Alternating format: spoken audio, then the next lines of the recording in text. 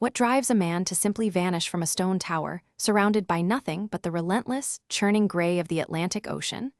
Imagine standing on the edge of a jagged cliff, the wind howling like a wounded beast, and finding a lighthouse that is perfectly functional, yet utterly devoid of human life.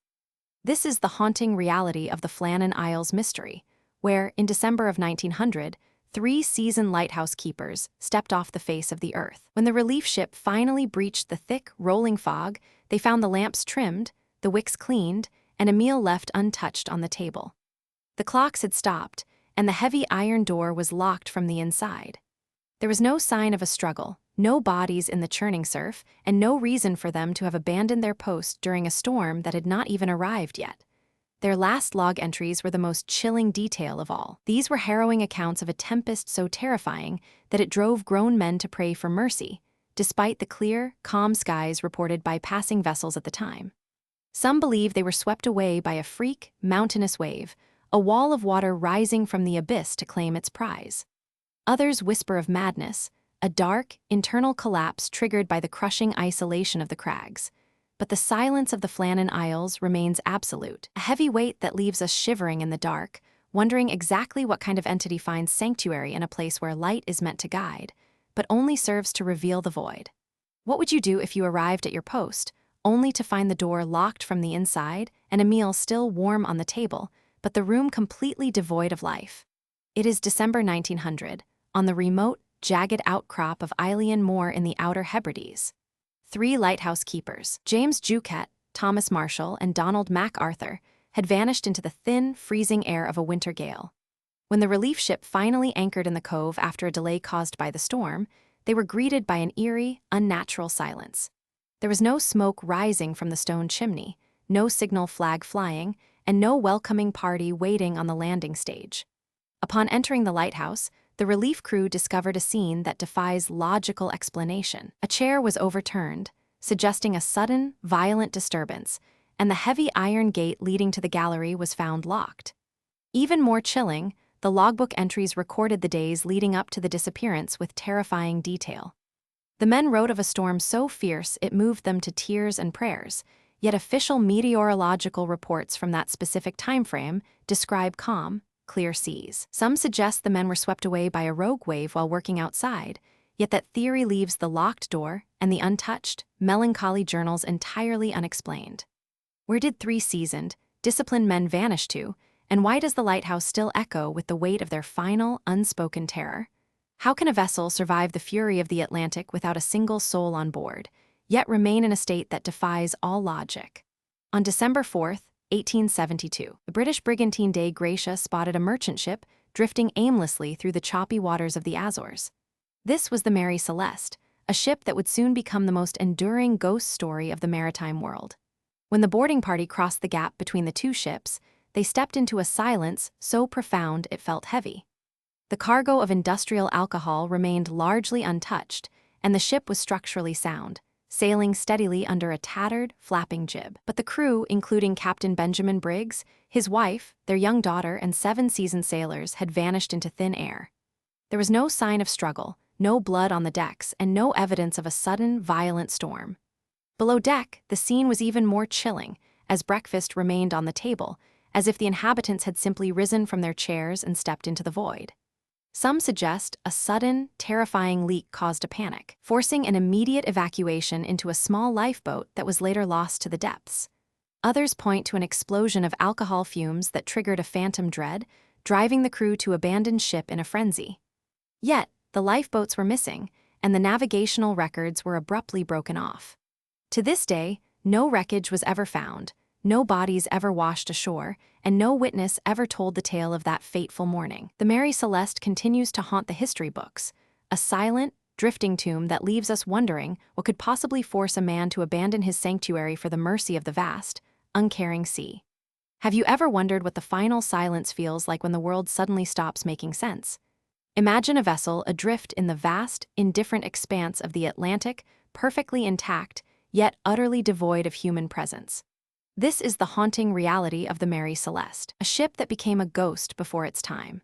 When the Dei Gratia intercepted her in December 1872, they found a scene that defies every logical instinct of a seasoned sailor. The cargo was largely untouched, personal belongings were tucked away, and the hold contained enough provisions to last the crew for months. But the deck was a theater of emptiness. The most chilling discovery waited in the captain's cabin, where a logbook lay open and abandoned, with its final entry offering no hint of terror, no struggle, and no distress. The pages are crisp, documenting the routine navigation of a voyage that promised a safe arrival in Genoa, yet the ink seems to hold a secret that refused to be written. Some believe a sudden waterspout or a localized seismic event forced an emergency evacuation, while others whisper of a mysterious mutiny or a phantom illness that drove the men into the icy depths. Yet, there were no signs of violence, no shattered timber, and no blood. The ship remained a silent witness to a departure that left history with nothing but an empty cabin and a horizon that swallowed every soul whole. How does a crew simply vanish from a moving vessel, leaving the heart of the ship beating without a captain to guide it? The logbook remains a testament to a journey that ended in a place between this world and the abyss, leaving us forever haunted by the quiet, inexplicable void. Imagine you are walking through a desolate, frozen expanse where the silence is so profound it feels heavy against your eardrums. You look down, expecting to see your own tracks trailing behind you, but instead, you find something that defies all logic. What if you were to follow a set of human footprints in the snow, only to have them abruptly stop in the middle of an empty, treeless plain? No signs of a struggle, no discarded gear, and certainly no tracks leading away. Just a sudden, clean end to a journey that seemingly vanished into thin air. This is the chilling reality that has haunted search parties for generations. There is something profoundly unsettling about the idea of a person simply ceasing to be, leaving behind nothing but the cold indentations of their passage. Historical records are littered with accounts of hunters, explorers, and solitary travelers who walked into the white void and never returned. In some instances, rescuers have tracked these solitary lines of footprints across miles of tundra, only to find the path end on a flat, unbroken surface. Some believe that freak atmospheric conditions or blinding whiteouts could account for a disorientation that leads to death, yet that explanation fails to solve the riddle of the missing body. Others suggest that the Earth itself holds secrets we cannot comprehend, a sudden collapse or a spatial anomaly that swallows a man whole. As the wind begins to howl and the snow fills the impressions you have been tracking, you cannot help but wonder. If those people were walking towards something, or perhaps away from something, did they ever truly reach their destination, or were they snatched away by a power that leaves no evidence behind? The footprints end, but the terror lingers. The relief crew that arrived at the Eilean Moor Lighthouse in late December 1900 expected a warm welcome, but they were greeted only by a suffocating, unnatural silence. As they climbed the slick, jagged cliffside path, the air felt heavy, as if the very atmosphere of the island were holding its breath, guarding a secret it refused to surrender. When the heavy iron door of the lighthouse finally groaned open, they found everything unnervingly prepared, yet impossibly wrong. Inside, a chair lay overturned near the kitchen table, and a half-eaten meal sat cold and fossilized by the damp, salty air. There were no signs of a struggle, no blood, and no bodies, yet the living quarters felt like a tomb stripped of its inhabitants. The most chilling discovery, however, waited in the logbook. The final entries spoke of a terrifying, relentless storm that had been raging for days, causing the seasoned keepers to weep and pray in absolute terror. The irony remains a jagged blade in the throat of history. The weather records from the surrounding area show that the sky was perfectly clear during those exact dates. What were these men seeing in the dark, churning Atlantic that left no trace on the sea or the stars? They were gone, vanished into the gray mist, leaving only an open door and a silence that still haunts the cliffs today. Imagine a room sealed from the inside, walls thick with stone, windows barred by iron that has not been touched for centuries, and a heavy wooden door bolted with mechanisms that require two separate keys held by two different men. Now, imagine walking into that room and finding the heavy, iron-bound chest in the center, the one containing the royal treasury, standing wide open, its contents vanished into thin air. There are no secret tunnels, no loose floorboards, and the dust on the floor remains undisturbed, save for your own footprints. This is the chilling reality of the mystery of the Schloss Wolfstein vault. In the winter of 1794, the local count demanded an inspection of his fortune, yet when the two guardians presented their keys to the chamber, they found the impossible. How does a massive collection of gold and ancient artifacts simply evaporate from a space that no living soul could have entered. Some believe the stone walls themselves hold a hidden, shifting geometry that defies our understanding of physics, while others whisper of forgotten masonry techniques that allowed for a passage that leaves no trace. But as you stand in that echoing silence, looking at the impenetrable stone, you realize that the truth is far more unsettling. There is no theft here in the traditional sense. There is only a defiance of logic that suggests some things are simply meant to be lost to the shadows, hidden away by forces that do not require an open door to claim what they desire. The locks remain intact, the bolts are still thrown, yet the room is hollow, and the mystery remains a cold, unyielding weight upon the soul. What could force 9 experienced hikers to abandon the safety of their tents in the dead of a freezing night, slicing through the canvas from the inside as if fleeing a nightmare made flesh? As we descend deeper into the chilling mystery of the Dyatlov Pass, we arrive at the most persistent, yet hauntingly elusive, explanation: the raging northern gale. Some investigators argue that the answer lies not in human malice, but in the terrifying, invisible physics of the Ural Mountains. They suggest that the sheer topography of Khalat Siak, the so-called Mountain of the Dead, creates a unique wind tunnel effect. Under specific atmospheric conditions, the air currents flowing over the jagged slopes can generate intense infrasound, low-frequency vibrations below the threshold of human hearing. Scientists have long theorized that these silent, rhythmic pulses can induce profound physiological distress in humans, triggering primal feelings of panic, crushing weight on the chest, and vivid, terrifying hallucinations. If this theory holds weight, the hikers may have been pushed to the very edge of sanity by a sound they could feel but never hear. In this state of mind-altering terror, the storm outside would have seemed like a vengeful, living entity clawing at their thin nylon walls. Some believe that in the grip of such an unnatural panic, the group fled blindly into the darkness, stripped of their senses, running from an enemy that existed only in their own fractured perceptions. Yet, even if the wind were the catalyst, it fails to explain the horrific, localized injuries found on some of the victims, or the calm, calculated precision required to survive the initial hours of that night. The wind may have howled, but it remains a silent witness to a tragedy that refuses to be silenced by mere meteorology. What if the wind that howls through the desolate peaks isn't just air, but a voice? Across the forgotten corners of our world, there are places where the line between reality and legend grows perilously thin, places where local folklore isn't merely a collection of campfire tales, but a visceral, terrifying warning. In the high altitudes of the Himalayas or the suffocating depths of the Amazonian rainforest, the inhabitants carry ancient whispers that refuse to fade. They speak of beings that shimmer in the periphery of vision, of shadow-clad guardians who protect secrets buried long before history began. Is it possible that these accounts are not just primitive superstitions, but fractured memories of encounters with the inexplicable? Consider the indigenous tribes of the North American wilderness, who have long told stories of tall, gaunt figures stalking the periphery of the firelight, entities that leave no tracks, yet leave the air thick with the scent of ozone and decay. Many skeptics dismiss these narratives as products of isolation and fear, yet when researchers vanish in these same regions, the details often mirror those very legends with unsettling precision. Some theorists suggest that our ancestors possessed an awareness of hidden layers within our geography, an instinctual knowledge we have traded for the cold comforts of the modern world.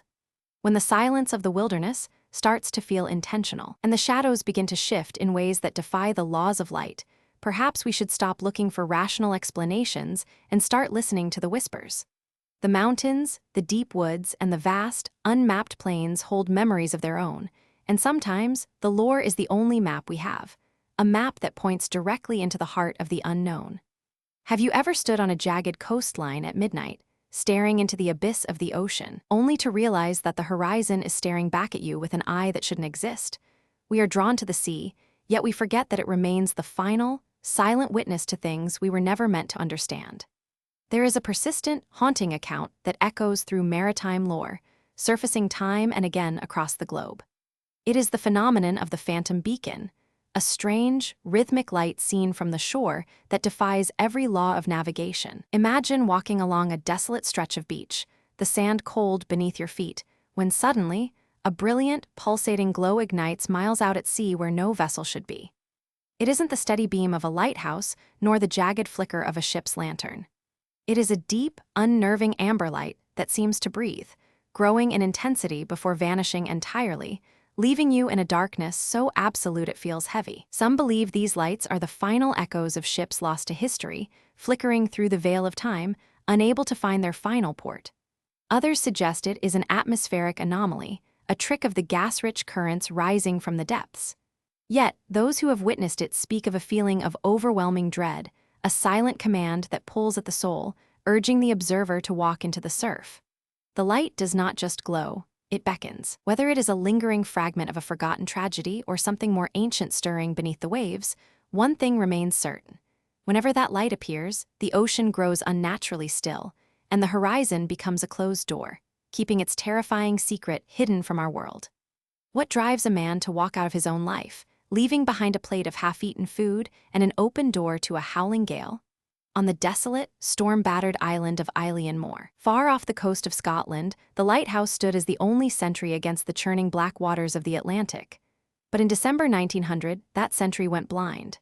When the supply ship finally breached the suffocating mist to check on the 3 keepers stationed there, they found a silence so profound it felt heavy, almost suffocating. The lamps were clean, the wicks trimmed, and the supplies were stocked, but the men, James Juquet, Thomas Marshall, and Donald MacArthur, had simply ceased to exist. The logbook offered the final, chilling testament to their last days, entries of terrifying, unnatural storms that, according to mainland records, never actually occurred. One entry simply read, "God help us." There were no signs of a struggle, no bodies washed upon the jagged rocks, and no logical reason for 3 seasoned sailors to vanish from a locked island fortress. Some suggest a rogue wave claimed them, but how could 3 men be swept away simultaneously while performing their duties? Others whisper of darker things, of madness born from the crushing isolation of the sea, or perhaps something that climbed out of the waves to claim them. The lighthouse remains a hollow shell, a monument to a night that refused to be explained, keeping its secrets buried in the dark, salt-sprayed crags of a forgotten shore. Imagine a ship cutting through the thick, gray veil of the North Atlantic, its crew shivering not just from the biting frost, but from the crushing weight of silence that stretched across the horizon. This is the story of the relief ship sent to find the souls of the Moor lighthouse keepers, who had vanished into the thin air of a winter gale. As the relief vessel approached the desolate island of the Flannan Isles, the men on board were met with an unnerving, absolute stillness. There were no signal lights blinking from the tower, no warm smoke rising against the charcoal sky, and no welcoming shouts to break the oppressive quiet of the crags. As the search party finally stepped onto the jagged, slick rocks, the atmosphere turned heavy, as if the very stone held its breath in mourning. Inside the lighthouse, they found the lamps perfectly cleaned and trimmed, yet the beds were unmade and a single chair lay overturned, as if someone had stood up in a moment of frantic urgency and never returned. The logbook revealed chilling entries of a storm that never existed, describing a terror that defied all reason. The relief ship lingered in the shadow of that lonely tower, but the truth remained buried in the spray of the relentless, churning sea. Some believe the men were swept away by a freak wave, yet others argue that no wave could explain the profound, hollow dread that permeated the lighthouse walls.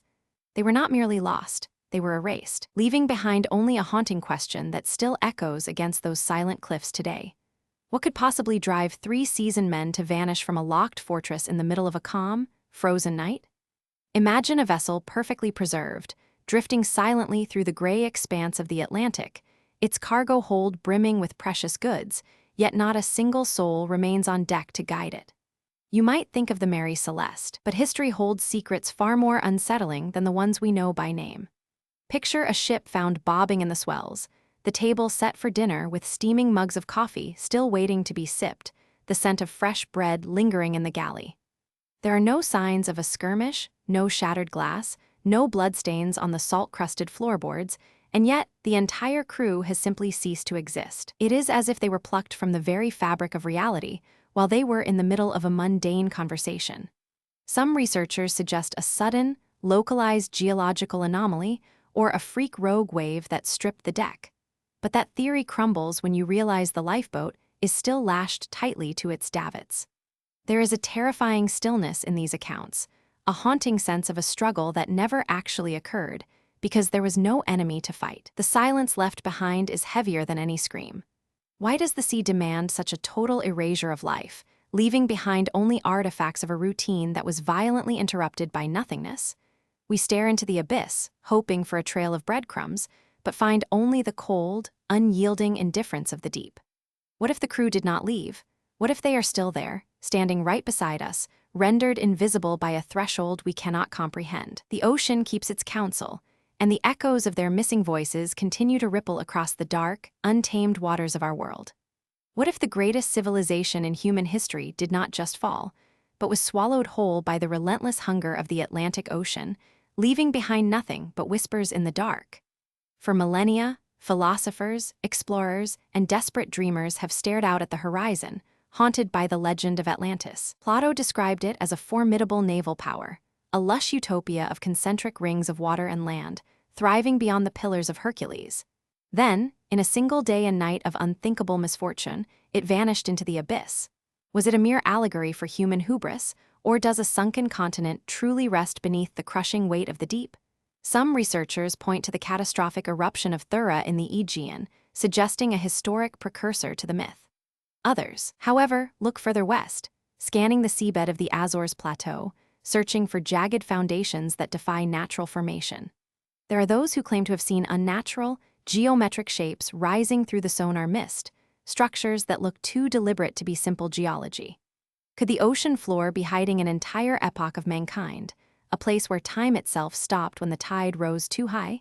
We know so little of what lies beneath the silt and salt. As the currents swirl over these silent, sunken plains, one cannot help but wonder, are we walking on the graves of a forgotten humanity, or is the mystery of the Atlantic merely a mirror reflecting our own primal fear of what the tides can take away? The sea keeps its secrets well, and perhaps some things were never meant to be brought back to the light. December 1900, on the remote, storm-lashed island of Eilean Moor, 3 lighthouse keepers simply ceased to exist. James Juquet, Thomas Marshall, and Donald MacArthur were seasoned, reliable men, accustomed to the biting isolation of the Flannan Isles. Yet, when a passing steamer noted that the light was extinguished during a period of calm weather, a relief crew was dispatched to investigate. What they found upon arrival defied all logic and fueled a century of dread. The harbor landing was silent, devoid of the usual greeting. As the men climbed the steep path to the lighthouse, they found the entrance door locked and the kitchen chairs overturned. Inside, a half-eaten meal sat cold on the table, and the clocks had all stopped ticking. The kerosene lamps were cleaned and trimmed, yet the keepers were nowhere to be found. Even more unsettling, the heavy iron gate and railing on the landing were twisted as if by a giant hand, and the heavy turf had been torn away from the cliff edge. Some believe a rogue wave swept them into the churning abyss. But how could all 3 disappear without a single scream or struggle? One theory suggests a sudden mental collapse, but why would 3 men succumb simultaneously? The mystery remains anchored in the dark, silent depths of the Atlantic, where the waves keep their secrets tight, leaving us only with the chilling, empty echo of their final, unseen moments. Beyond the veil of recorded history, there exist places where the fabric of reality feels thin, frayed at the edges by the persistent, gnawing influence of the unknown. We often comfort ourselves with the belief that the world is a fully charted map, that every corner has been illuminated by the harsh, clarifying light of science. Yet, the ocean depths and the remote, silent mountain ranges whisper a different story. Consider the case of the Mary Celeste, not merely as a nautical curiosity, but as a testament to the fact that space can be emptied of life in the blink of an eye. Imagine the sensation of standing on that deck, surrounded by an expanse of water that stretches to the very ends of the earth, hearing only the rhythmic creaking of timber and the soft, haunting slap of the waves against the hull. The crew did not flee in panic. They left with the calm, terrifying deliberation of someone walking into a dream. When we look at these events, we are looking into a mirror of our own fragility. We are temporary visitors in a world governed by forces that do not require our permission to intervene. The silence of the missing is a siren song, pulling at the imagination and demanding that we acknowledge the voids within our own existence. Why did the keepers of the lighthouse fear the storm that never came? Why did the sailors of the brigantine abandon their floating fortress for the certain death of the open sea? There are no rational answers that satisfy the cold, hollow pit in the stomach when one contemplates these tragedies. The earth, the sea, and the sky hold memories of every soul they have claimed, and they do not intend to share their secrets. We are left only with the artifacts, the half-eaten meals, and the stopped clocks, physical remnants of a moment where existence simply folded in on itself. As the darkness closes in around us, we must accept that some mysteries are not meant to be solved, but rather to be experienced as a chilling reminder of how easily we can be extinguished from the narrative of this world. The void is not empty. It is simply full of things we cannot see, waiting for the right moment to reveal just how little control we truly possess. Consider the vast, uncharted forests of the northern frontier, where the trees grow so thick they choke out the light, creating a twilight that persists throughout the day. Travelers speak of a sudden, unnatural stillness that descends upon these woods, a silence so profound that the absence of bird calls and rustling leaves becomes deafening. It is here that many have reported the feeling of being watched, not by a predator of fur and fang, but by something far more ancient and inscrutable. There have been accounts from experienced hunters who followed a path only to find themselves circling back to the exact same spot, despite moving in a straight line for hours. Some suggest a magnetic distortion or a simple lapse in navigation, yet the survivors describe a shift in the air itself, as if the landscape had been rearranged around them. When these people eventually return, they speak of a loss of time, hours that have vanished into the gray, moss-covered trees. They bring back no physical evidence, only a lingering, cold dread and a reluctance to speak of what they saw in the shadows. Is it possible that there are pockets of our world where the conventional passage of time and the rules of physics do not apply? Could it be that these wildernesses act as gateways to something else, something that remains hidden from our common perception? Scientists may dismiss these reports as mere psychological phenomena, but those who have stood in that forest and felt the air grow impossibly cold know better. They have seen the mask of reality slip, and they have caught a glimpse of the vast, terrifying machinery that runs beneath the surface of our mundane existence. Think of the ancient ruins of the forgotten cities in the desert, structures carved from stone that defies the erosion of millennia. We gaze upon these remnants and imagine the lives of the people who once walked those streets, the laughter, the commerce, the daily struggles that were once as real as our own. Then, a crushing wave of melancholy settles in. Where did they go? Not just the individuals, but the entire civilization? We find no evidence of war, no charred remains of battle, only the clean, empty shells of homes that were abandoned mid-breath. It is as if they were recalled, summoned back to the earth or the stars by a force that left no choice but to follow. Some historians point to drought or systemic decay, yet the precision with which these places were deserted suggests something far more deliberate. There is a sense of preparation, of a life packed up and left behind with a sudden finality that remains carved into the very mortar of the walls. When we wander through these silent, dusty corridors, we are walking through the history of a disappearance. We are tracing the footprints of ghosts who were once masters of their own destiny, only to find that their destiny was ultimately decided by the silence of the horizon. We search for their reasons in the inscriptions on the temple pillars, but find only warnings in a language that no longer holds meaning. The desert wind does not answer. It only scatters the dust over the secrets of the past, preserving the mystery for those of us who are brave enough to listen to the echoes of a world that simply walked away. The terror of the unknown is often rooted in our inability to find a pattern, to force the scattered pieces of a puzzle into a cohesive, rational image.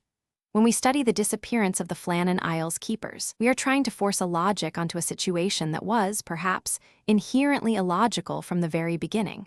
We analyze the logbook, the condition of the furniture, and the proximity of the ocean, trying to construct a narrative of what happened on those cliffs. But every theory leaves behind a lingering sense of insufficiency. A rogue wave is a physical reality, but it does not account for the psychological terror recorded in the logs. A mental break is a human possibility, but it does not account for the collective nature of the tragedy. There is a residue of the unexplained that clings to these events, a sort of psychic fallout that continues to influence our collective consciousness. We are drawn to these stories not because we expect to find the truth, but because we recognize our own vulnerability in the accounts of those who were lost. We are all living on our own versions of the Flannan Isles, islands of light surrounded by a sea of shadows that we only barely comprehend. When we hear the stories of ships sailing without crews and towers standing empty on the edge of the world, we are reminded that our understanding is a fragile, temporary construct. The abyss does not care for our stories, and it does not need our permission to manifest its cold, hard truths.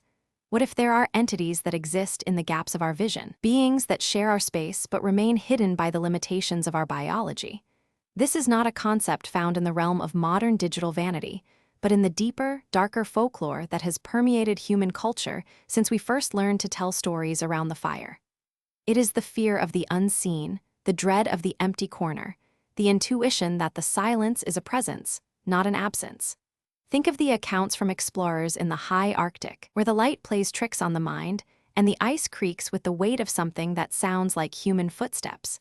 They describe the sudden, suffocating feeling of being observed, even when they know they are hundreds of miles from the nearest human settlement.